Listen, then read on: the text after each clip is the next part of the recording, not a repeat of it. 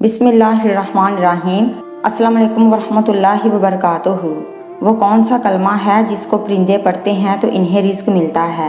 ایک چڑیا نے اللہ کے ایک ولی کو بتایا رزق ملنے کا راز۔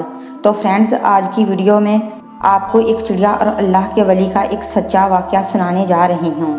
ایک چڑیا نے اللہ کے ولی کو دولت اور رزق کا کیا راز بتایا۔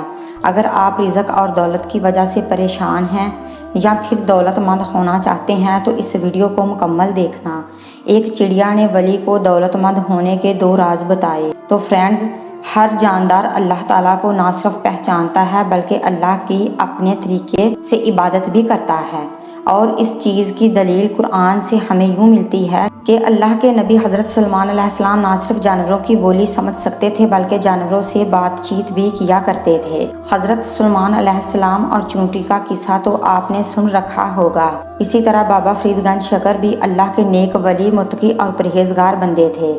بابا فرید چڑیوں کو بہت پسند کرتے تھے اور چڑیوں سے بات چیت بھی کیا کرتے تھے۔ آپ کی بچپن سے یہ عادت تھی کہ آپ چڑیوں کو بہت زیادہ پسند کرتے تھے۔ یہی وجہ تھی کہ اپنے کھانے سے کچھ نہ کچھ بچا کر چڑیوں کو ضرور ڈالا کرتے تھے۔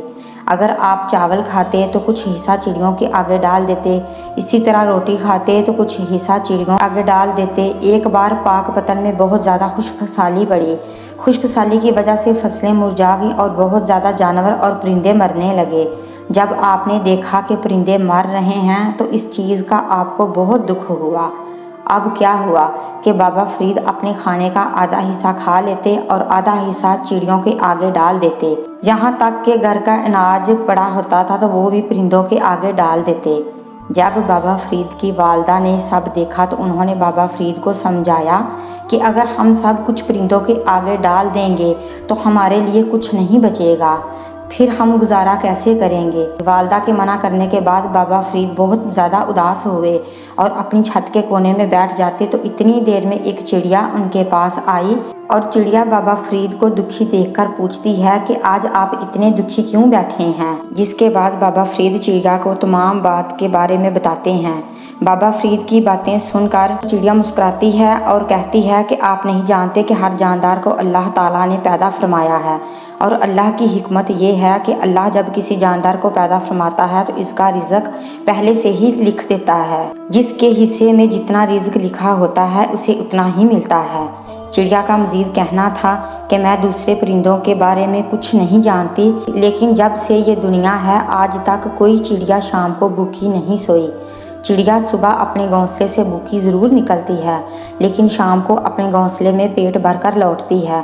بابا فرید چڑیا کی بات سن کر بہت زیادہ حیران ہوئے اور چڑیا سے کہنے لگے کہ میں نے نیک سے نیک انسان کو بھی دیکھا ہے جس نے زندگی میں کوئی گناہ نہیں کیا، لیکن میں نے اسے بھوکا سوتے ہوئے بھی دیکھا ہے۔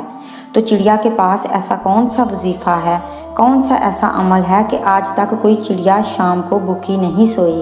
جس کے جواب میں چڑیا نے بتایا کہ ہمیں 2 ایسے رازوں کا پتہ ہے جن رازوں کی وجہ سے آج تک کوئی چڑیا بھوکی نہیں سوئی۔ اگر ان رازوں کو کوئی بھی انسان جان لے تو اس پر کبھی رزق کی تنگی نہیں آئے گی۔ اس کو جتنی دولت، جتنی رزق کی حاجت ہوگی، اسے اس سے بھی زیادہ اللہ تعالیٰ دولت عطا فرمائے گا۔ بابا فرید نے چڑیا سے پوچھا وہ کون سے 2 راز ہیں؟ تو چڑیا نے بتایا کہ پہلا راز یہ ہے کہ اپنے اللہ پر بے حد توکل یعنی یقین رکھنا۔ ہر چڑیا اپنے رب پر مکمل یقین رکھتی ہے، کیونکہ جس رب نے مجھے زندگی دی ہے، سانسیں دی ہیں، اس نے میرا رزق بھی ضرور لکھا ہوگا۔ تو یہ ہو ہی نہیں سکتا کہ جس نے مجھے پیدا کیا ہو اور اس نے میرا رزق نہ لکھا ہو۔